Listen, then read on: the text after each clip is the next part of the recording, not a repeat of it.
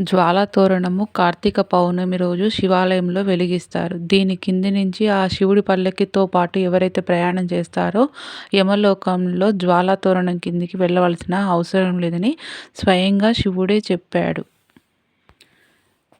జ్వాలా తోరణము గడ్డితో వెలిగిస్తారు. ఈ గడ్డి మొత్తం కాలిపోయాక వచ్చే బూడిదను ఎవరైతే వాళ్ళు నుదుటిన ధరిస్తారో వాళ్ళ ఇండ్లకు తీసుకెళ్తారో ఎటువంటి దుష్ట శక్తి వాళ్ళ ఇంటికి ప్రవేశించదు. అంతా మంచి జరుగుతుందని నమ్మకం.